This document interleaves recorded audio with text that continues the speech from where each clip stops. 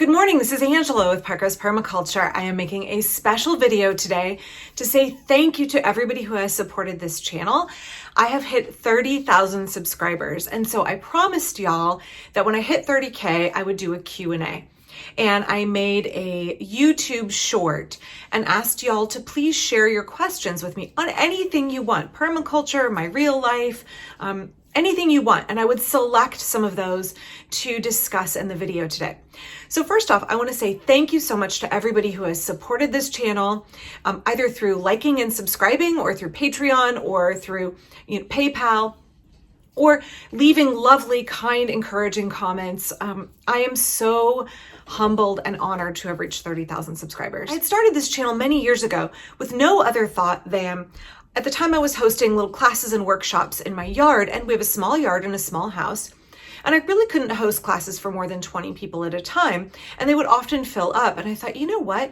What if I put some of the stuff I'm doing on YouTube in little short videos, and then folks could access it for free whenever they wanted? Never had any idea that I would even hit 1,000 subscribers, much less 30,000. I had no idea that I could monetize a YouTube channel. I didn't even really know how YouTube worked.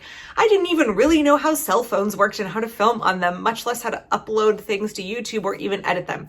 My early videos had no editing whatsoever, and I was filming on an iPhone 4 or 5, I think. iPhone 5 maybe.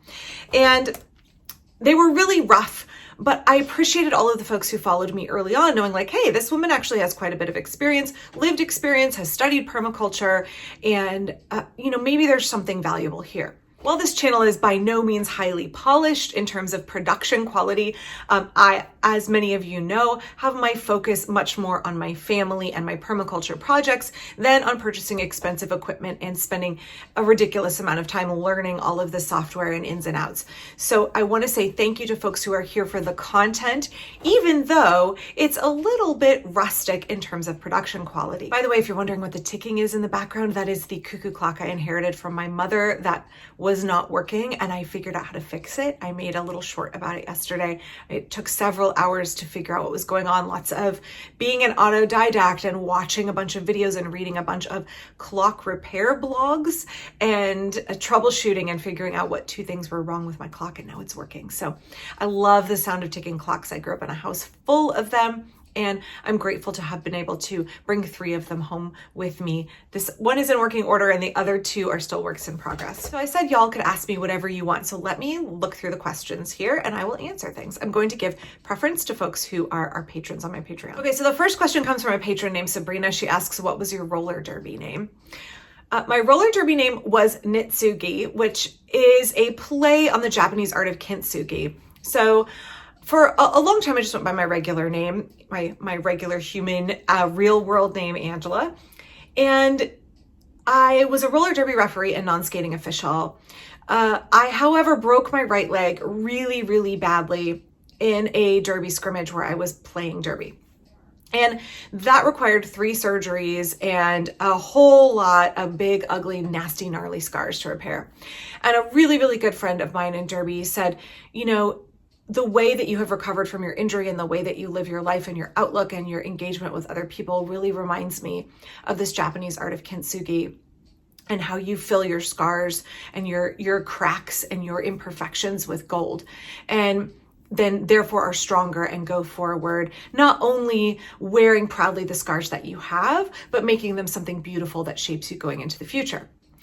I'm also a huge, huge knitter. I used to teach knitting classes at a yarn store way back when I only had 2 kids. And many of you know I often wear things that I've knitted, and I've always got knitting with me. And even when I'm officiating, if it's my game off and I'm watching my fellow officials, I would have knitting that I was working on. And so that play on knitting and kintsugi became Nitsugi, and then I went by Nitty. So, but you can call me Angela, that's fine. So let me go to the next question here. Okay, multiple patrons asked me, how is your book coming? I am working on 2 books that I cannot seem to finish. And one of them is about orcharding, and particularly small size orchards in the Pacific Northwest. And a very niche, like just for my climate, really, relevant to what I have done in my yard and my own lived experience. I'm writing a book about that subject. I cannot seem to finish it. It's full of recipes that I've recipe tested and had other folks recipe test. It's full of my own experience growing a huge diversity of fruit crops. The second book that I'm writing is about sustainable homemaking. It's about 50% finished. I tend to struggle with two things. I put more on my plate than I can actually get done. And I struggle with perfectionism really hard. And I'm in a writing group online, and one of the writers there had said, Angela, you really need to be content with being 80% satisfied with your work and moving on. You need to stop editing and re-editing and giving chapters to people to read and then editing them and being hypercritical. So I'm going to work on that going forward. I really want to be able to finish both of those books. I think the second one I have the opportunity to finish hopefully in 2023, depends on how my time and life go. Finding time to sit down and type 10,000 words a day or a week even is really, really challenging, much less editing and recipe testing and, photographing. So thank you for asking. I'm still working on them. I'm still very harsh on myself, and I will try to be a little bit more chill and try and look to the finished product instead of hyper analyzing everything.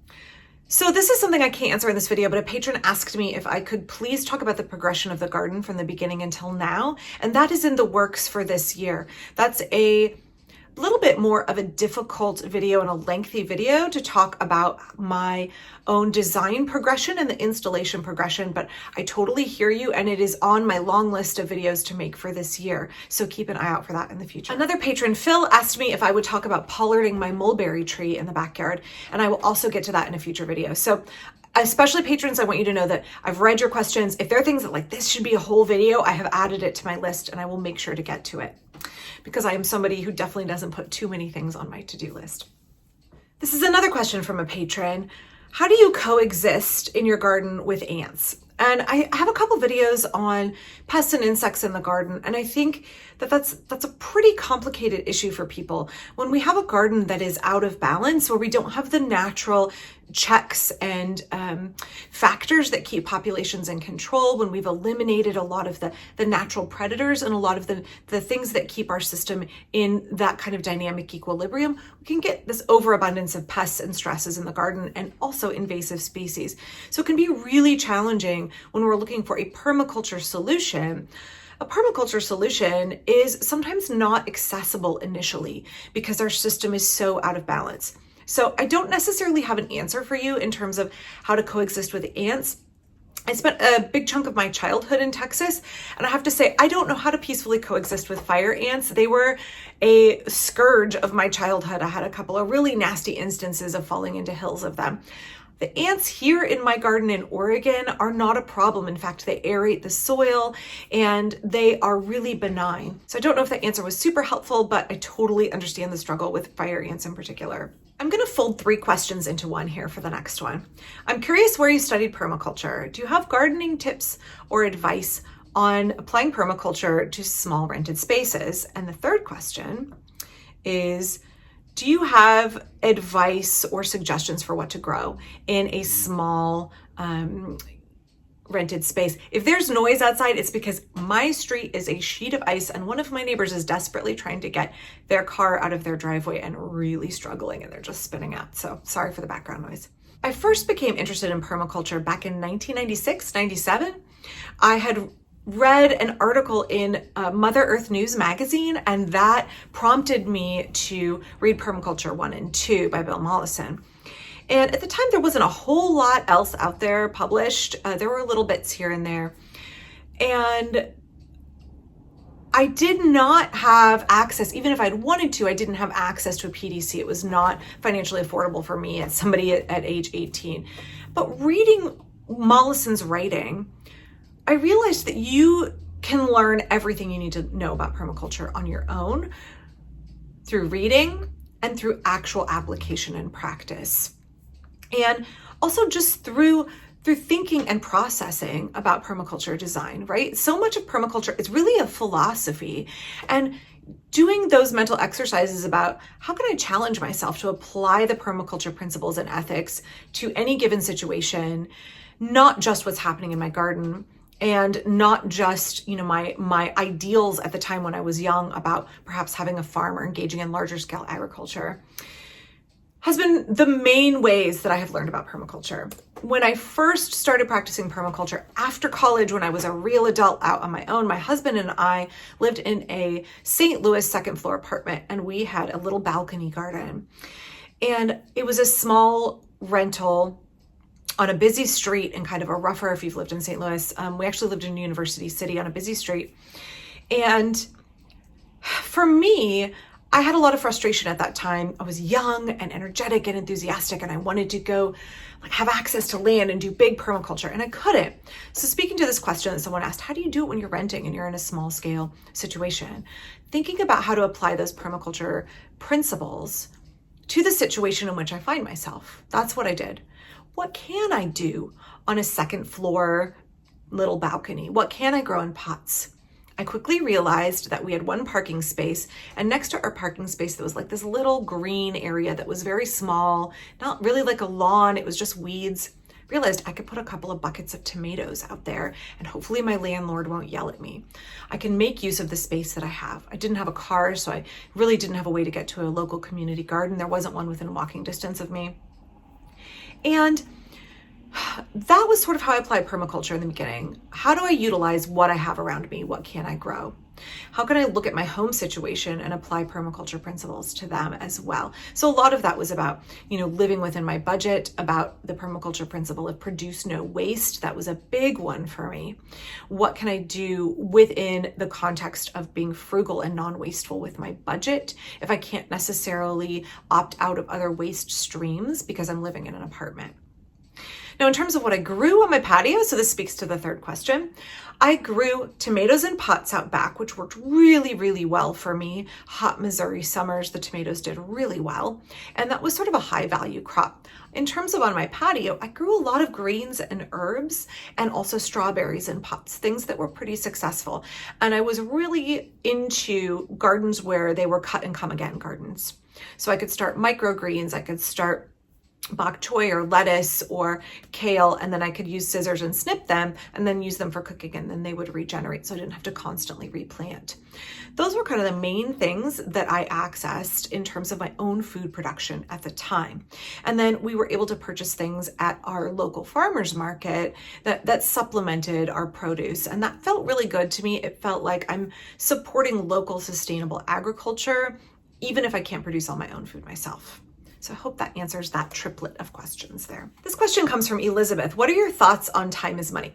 I did a video on Your Money or Your Life, which is a book that really shaped my outlook about the same time that Permaculture 1 and 2 was shaping my outlook and kind of guided me in my future. Elizabeth asks, are you interested in having a spin-off Hausfrau channel? It is off the table for the time being because of the way YouTube monetizes videos. I think I'm just going to have a regular segment on this channel rather than trying to create a whole new channel with a new subscriber base and go through the YouTube monetization process. So when I think about time is money, that's a big one. How much time will I have to invest in a separate Hausfrau channel before I actually see any return on that investment?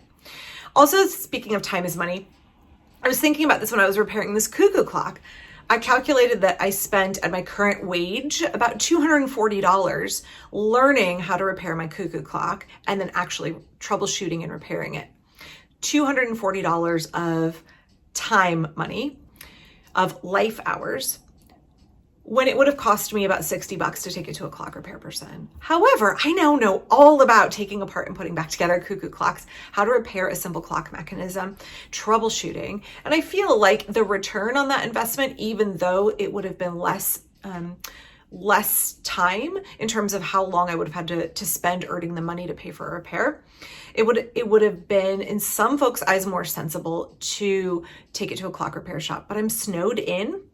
And so what else was I going to do with my time? It was a really good, sensible exchange of time is money. So I think when we're looking at time is money, it is that trade-off. When does it reach the cusp of it's no longer worth my time to spend all of this amount of life hours DIYing it versus hiring somebody who's an expert? Hope that answered that question, those two questions for you. Okay, let's try and conquer 3 more quick questions because I don't want this video to go too long. If I didn't get to your question in this particular video, I am going to potentially be making a whole side video on it, or it is something that I will store away for a future video. So I wish I could answer all of the questions. It's just so many, and I appreciate all of you for engaging with me in that way, but I hope to get to all of them in time. So how did you build your swales is a question from Elena. That's a really good question. For me, how I built my swales began first with observing where the water was flowing naturally in my garden, where I was hoping it would continue to flow, and where it was going that I wanted to redirect it. So the first part of any design process in permaculture is observe before you interact. The whole purpose of swales is to move the water where we want it, to hold it where we want it so that it can slowly sink into the ground and feed our plants and our fungi. So for me, that meant my yard, I'm sitting facing my street right now. So behind the camera is the street. My yard slopes downhill till it hits the house here, and then it continues to slope downhill behind me. That means I get a ton of street runoff, and it also means that water naturally migrates down through my property and exits to the neighbor behind me. That really shaped where I chose to put swales. It meant that if I didn't put swales in the front yard, that I wouldn't be able to catch and slow and sink that water coming in from other neighbors' properties. So when I constructed my swales, I basically dug down quite deeply and then just mounded up the earth on the other side. A number of the swales that I built, once I dug down quite deeply, I chose to fill it up with wood chips because they're a natural sponge. Those do break down, they do have to be replenished. It does result in sunken paths if I don't keep up with that. That's all very, very true. But for me, I found filling those swales up with wood chips has been a really good way to help catch and hold that water. And you can actually see when it rains, the swales will fill up and there'll be some little wood chips floating on the top. And then the backside of the swale, where I have it planted out, all of that water will slowly move into it after the rainstorm in a way that doesn't erode the precious topsoil that I have built. That's another really big benefit of having a swale design in my garden, is that I am not losing biomass downstream onto my neighbor's property. Water is slowed, and that reduces erosion, and it also increases the amount of water that my plants uphill are able to receive. Okay, I know I said that I was going to do 3 more questions, but actually I do 4. This is a quick one. Sue asks, I noticed you compost your tomato cuttings on the ground. How do you prevent tomato diseases? That's a great question. If I lived in the Midwest, I would compost my tomatoes differently. Late blight is not a problem here. If it were, I would not compost my tomato plants in place, and I would be much more diligent about perhaps using a hot compost system and kind of wanting to interrupt those disease cycles that can really set up. So permaculture is site-specific design. I don't have really any persistent tomato disease problems here, so I don't have to worry, and I can chop and drop my tomatoes, and at the end of the year I can pull up the whole plant, clip it up, and throw it back on the bed. That may not be an appropriate plan where you are. Understanding what diseases are endemic is really important for deciding what kinds of disposal or return to the earth mechanisms you use for your vegetable waste at the end of the year. Last 2 questions are going to bleed into each other. They'll definitely connect, and maybe a little bit roundabout, but we'll get there. I'm curious as to why you chose homeschooling, from Savannah. I chose homeschooling actually before I had children. I had a minor in education with the intent of homeschooling all along. I was a really academically successful student in public school. I went to a really good series of public schools. My parents were always really conscientious about buying a house that might not be ideal, but ideally was situated in terms of the school district.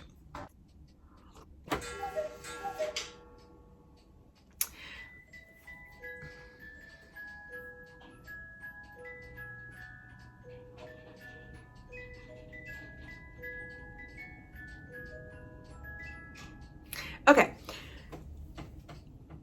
For me, I was a very anxious child and someone who placed a lot of her self-worth in her academic performance. So there are 2 things that I experienced in public school that I didn't want for my kids that kind of fostered my interest in homeschooling. The first one is that as an academically successful kid who was kind of in all the gifted classes and really pushed to perform at a high level, I didn't want my kids to feel that their self-worth was tied to their academic performance. And for me, that was something that was a constant source of anxiety and stress growing up. I felt like I had to perform, had to do well in standardized tests, or I was a failure as a person. And I never felt really free just to explore my interests.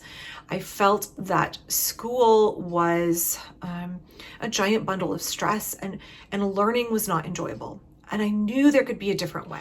I had read some Alfie Kohn and, Punished by Rewards, and feeling like there had to be a different way to learn besides a really strict performance-based system. The second thing is that I really loved learning. I felt like the most important things I learned in school were things I learned on my own.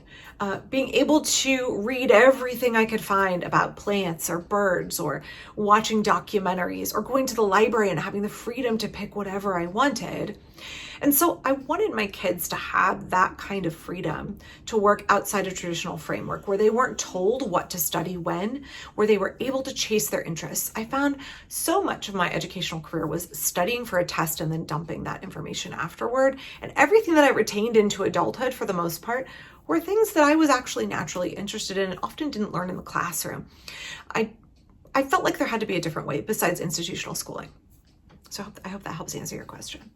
I'll also say really quickly, my husband is a public school special education teacher, and it's not that we don't believe in public schooling. It's just that we felt for our family that it wasn't the right choice. And that's really proved quite well. I mean, my kids are the product of me and my partner. And so I can see why, although I performed well in a public school setting, I was not happy there. I can see why it was potentially not going to be the best choice for my kids either. And that has kind of played out. One of the things about permaculture, as I said earlier, site-specific design. Education is also family-specific. Having a diversity of educational models, I think, makes us stronger as a society, because we're all unique individuals. Okay, the last question that's going to weave into is, how has your outlook on permaculture changed since you kind of deconstructed from your religious background? That is a really heavy topic, and I would love to get into it in detail more, but I will say here, I've been really careful not to make permaculture my new religion. I think that permaculture melds beautifully with any of the major religions. I've done a lot of study of religion. My husband actually has a master's in theology. He went to seminary, and we've talked about this extensively. Like, permaculture design is something that can be easily interwoven and harmonious with a religious practice. But it is also something that folks can take up kind of as a religion unto itself. And I want to be careful in my pursuit of permaculture going forward that I treat it as a design system. I treat it as a philosophy that helps me make choices about how I increase my efficiency, and I make decisions that are in line with my ethics and values going forward. It doesn't have to be a religion. It shouldn't be a religion. And that's something that I'm continuing to strike a balance with. So hope that was a helpful answer to that question. Okay, this has been a long video. I'm gonna now edit it and get it uploaded today as I promised. Once again, thank you so much to everybody who has helped me reach 30,000 subscribers. Thank you for giving me feedback, asking me questions, helping me shape the information that I share on this channel, and helping challenge me. Y'all often will ask really thought-provoking questions that help me in my own pursuit of permaculture design. So thank you for that. And thank you to people who share their experiences in the comments. I know that I tend to have a lot of discussions with some of my good friends who are also into permaculture, and with my kids about the comments that y'all make. Really thought-provoking and really encourage me to be a better person and to hone and refine my own thoughts about how I want to apply permaculture in my life. So to the questions I didn't get answered, again, I will try and answer them in their own whole videos if they are a really meaty kind of question. Or I will try to cover them. I'll sprinkle them throughout other videos through the coming late winter and spring. Thanks again, everybody. I'm just so grateful and overwhelmed. I'm really jazzed about reaching 30,000 subscribers. From a little channel that I didn't think would have 500 or even 1,000 to have 30,000 people who are interested in permaculture, sustainable homemaking, social permaculture, engaging in ethical and sustainable living practices, regenerative living practices, I'm really glad you all are here. I'll be back really soon. Thanks.